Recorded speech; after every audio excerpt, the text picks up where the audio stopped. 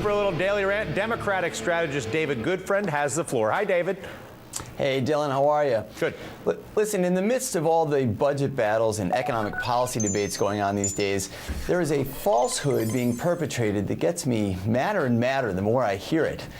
Conservative Republicans claim that their philosophy of cutting taxes and gutting regulations is good for business and the economy. And even some Democrats fall into the trap of repeating these falsehoods.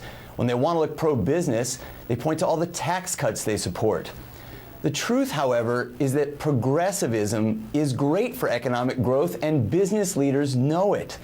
The values of fair competition, good wages, and government as a tool for getting important things done, in fact, promotes economic growth better than conservatives will admit.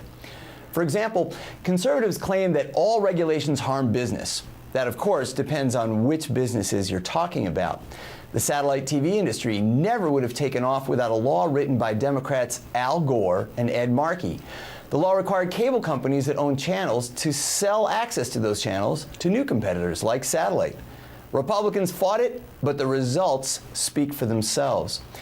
Conservatives claim that the minimum wage and other worker protections raise costs and harm business, but Walmart, the largest retailer, has repeatedly called for an increase in the minimum wage. Why? So that Walmart customers who often earn minimum wage can afford to buy more. Conservatives claim that government programs are a drain on business and that what we need is to cut taxes and spending to free up businesses to grow. But pharmaceutical companies have stepped in repeatedly to oppose cuts to the National Institutes of Health. And this year, even Newt Gingrich opposed House Republicans' plans to cut NIH funding. Big Pharma generally does not do basic scientific research. They look to the government, NIH, to do that so that pharma can take those discoveries and turn them into new medical treatments and make money, which, of course, creates jobs and growth. Now, stock market trends support the progressive pro-growth effect. Bill Clinton raised taxes to balance the budget, but he also helped to usher in new competition in markets from telecommunications to energy.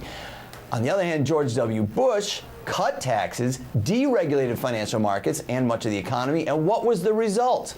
Well, Clinton presided over the longest economic expansion in American history with a budget surplus and over 22 million jobs created. President Bush, on the other hand, bloated the deficit and left office with the worst recession in post-war history. So, do the math.